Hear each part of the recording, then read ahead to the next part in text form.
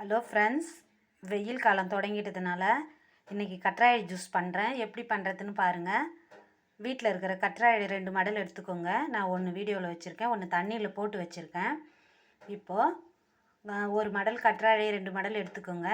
Lemon ஒரு பாதி எடுத்துக்கோங்க.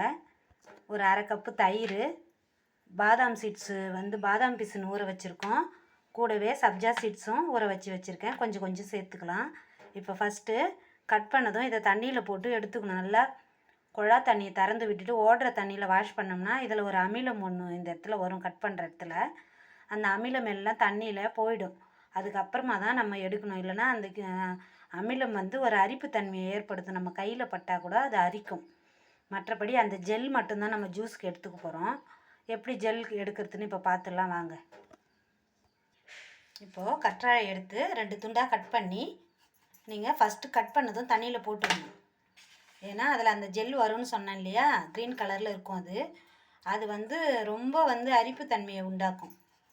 அதனால் நம்ம கட் பண்ணி தண்ணியில் போட்டுடணும். ஒரு 2 மினிட், ஒரு 5 மினிட் போட்டு வச்சுருங்க. அந்த ஜெல்லெல்லாம் வெளியே வந்துடும்.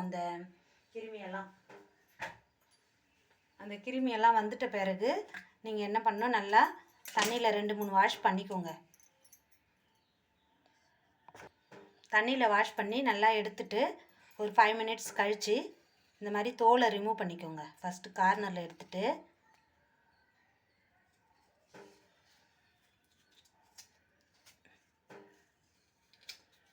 தோலை ரிமூவ் பண்ணிக்கோங்க. அழகாக நல்லா முற்றினதாக எடுத்திங்கன்னா ஜெல் நிறையவே கிடைக்கும் உங்களுக்கு.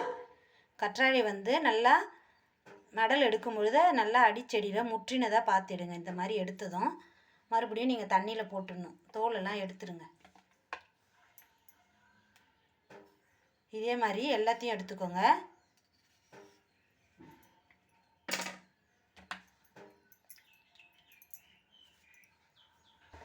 இப்போது நல்லா 3 தண்ணி போட்டு வாஷ் பண்ணிவிடுங்க. வாஷ் பண்ணிவிட்டு இந்த மாதிரி ஜெல் மட்டும் தனியாக எடுத்துக்கோங்க. பாருங்கள், இது மாதிரி எடுத்துட்டு நம்ம ஜூஸரில் போட்டு அடிச்சுக்கலாம். ஃபஸ்ட்டு ஜூஸரில் கற்றாழை போட்டாச்சு. கூடமே கொஞ்சம் மோர் சேர்த்துருங்க. தயிர், கெட்டியான தயிர் சேர்த்துக்கிறேன். கொஞ்சம் சால்ட்டு சேர்த்துக்குங்க. மிளகுத்தூள் வேணுன்னா போட்டுக்கலாம். தேவைக்கேற்ப சால்ட்டு போட்டுக்கோங்க. இந்த ஊற வச்ச பாதாம் பிசின் 2 ஸ்பூன் போட்டுடலாம்.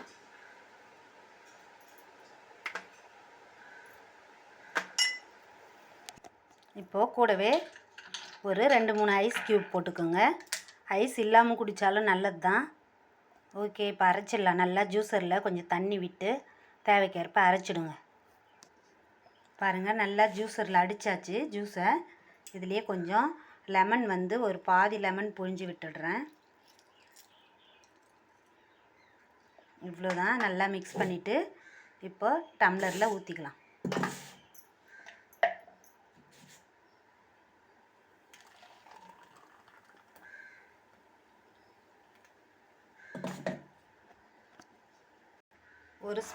ஒரு ஸ்பூன் சப்ஜா சீட்ஸ் மிக்ஸ் பண்ணிக்கோங்க. ஐஸ் க்யூப் ஒரு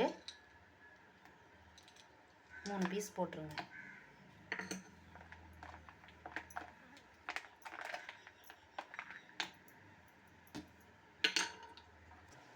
காரத்துக்கு ஒரு பீஸ் பச்சை மிளகாய்,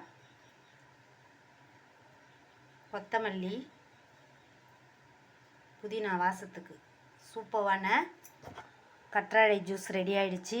இதே மாதிரி வீட்டில் நீங்களும் பண்ணி சாப்பிடுங்க. ஓகே, தேங்க்யூ ஃபார் வாட்சிங் மை வீடியோ. பாய்.